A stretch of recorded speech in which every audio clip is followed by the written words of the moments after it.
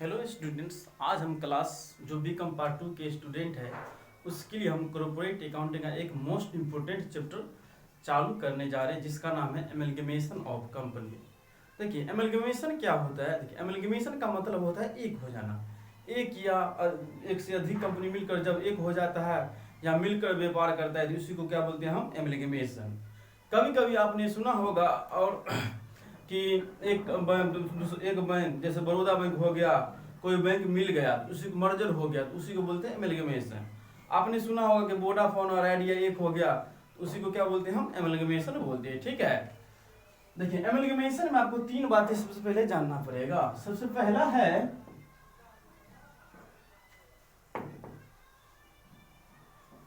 External company. ठीक है, external company का मतलब क्या होता है, जैसे में देखिए कोई एएलटीडी कंपनी है जो पहले से है। ठीक है, पहले से क्या है, एएलटीडी कंपनी है। ठीक है, और बहुत लॉस में यह कंपनी गुजर रहा है। एएलटीडी एक कंपनी है जो बहुत लॉस में गुजर रहा है और उसको बंद करके एक नया कंपनी का निर्माण करता है जिसका नाम रखता है बीएलटीडी। तो उसको हम क्या बोलेंगे, एक्सटर्नल रिकंस्ट्रक्शन, सॉरी रिकंस्ट्रक्शन यहाँ पे लिखते हैं, एक्सटर्नल रिकंस्ट्रक्शन, रिकंस्ट्रक्शन। देखिए जैसे कोई ये पहले से ही कंपनी चला रहा था, एएलटीडी कंपनी। ठीक है, कोई कंपनी चला रहा था, उसकी यह कंपनी बहुत लॉस से गुजर रहा था, उसको बंद करके फिर से नया सिरा से एक बिजनेस स्टार्ट किया, वो कंपनी स्टार्ट किया, नया कंपनी स्टार्ट किया, उसका नाम दिया बीएलटीडी कंपनी। ठीक है, उसको क्या बोलेंगे हम, एक्सटर्नल रिकंस्ट्रक्शन। ठीक है, मतलब उसी को बंद करके, मतलब बंद करके दोबारा एक नया कंपनी खोला दूसरे नाम से, तो उसको क्या बोलेंगे हम, एक्सटर्नल रिकंस्ट्रक्शन। सेकेंड टॉपिक आता है एमलगमेशन। एमलगमेशन, एमलगमेशन का मतलब क्या होता है, जैसे देखिए कोई एएलटीडी कंपनी है पहले से ही और बीएलटीडी कंपनी है पहले से ही। ठीक है, दोनों ने निश्चय किया बंद करके एक नया कंपनी निर्माण करने का, सीएलटीडी। उसको क्या बोलेंगे हम, इसको क्या बोलेंगे हम, एमलगमेशन बोलेंगे। ठीक है, जैसे एएलटीडी कंपनी है और बीएलटीडी कंपनी है, दोनों बंद होके एक नया कंपनी बन गया सीएलटीडी, उसका क्या नाम देंगे हम, एमलगमेशन।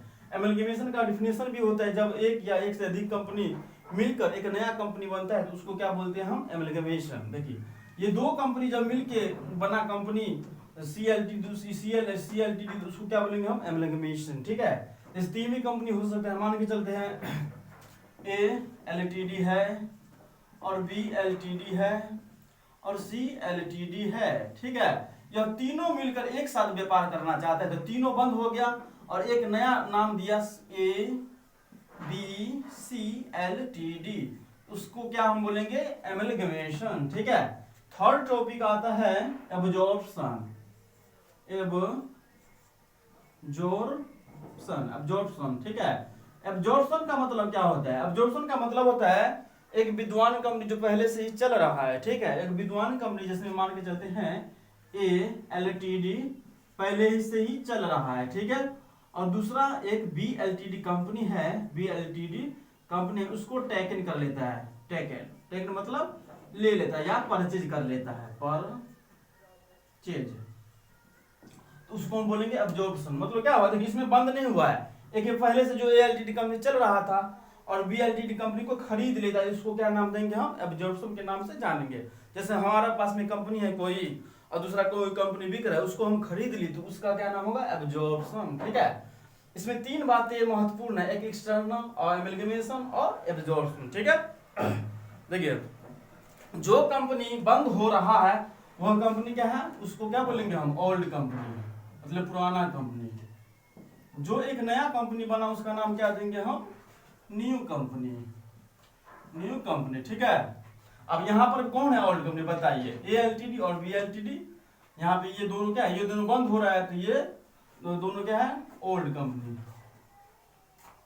ओल्ड कंपनी और ओल्ड कंपनी। ठीक है, एक नया निर्माण हुआ उसको क्या बोलेंगे, न्यू कंपनी। यहाँ पर भी ये ओल्ड कंपनी है और ये परचेज कंपनी है, मतलब समझिए इसमें कोई नया नहीं, इसमें ये दोनों तो ओल्ड है तो ये परचेज कंपनी है। देखिए ओल्ड कंपनी को हम 2 या 3 नाम से जान सकते हैं, ओल्ड कंपनी को हम 2 या 3 नाम से जान सकते हैं। देखिए ओल्ड कंपनी को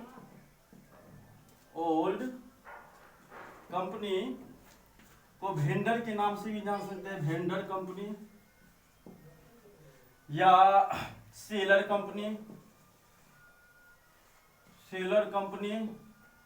या ट्रांसफरर कंपनी। आपके बुक में यही होगा ट्रांसफरर कंपनी, ठीक है। तो उसको हम समझेंगे ओल्ड कंपनी या सेलर कंपनी हम समझेंगे, ठीक है। अपना भाषा में सेलर कंपनी ज्यादा समझेंगे तो अच्छा रहेगा।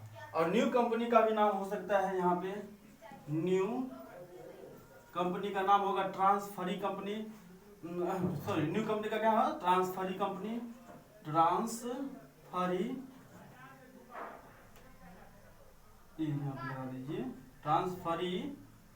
कंपनी या purchasing company. Okay, purchasing company, ठीक है। इसमें 3 बातें आपको पहले जानना पड़ेगा, उसके बाद ही आगे यदि आप स्टडी करेंगे तो आपके लिए बेनिफिट होगा, ठीक है। देखिए एक्सटर्नल रिकंस्ट्रक्शन का मतलब क्या होता है, कोई विद्वान कंपनी है उसको हम बंद कर दिए, एक नया कंपनी बना ले तो उसको क्या बोलेंगे हम, एक्सटर्नल रिकंस्ट्रक्शन।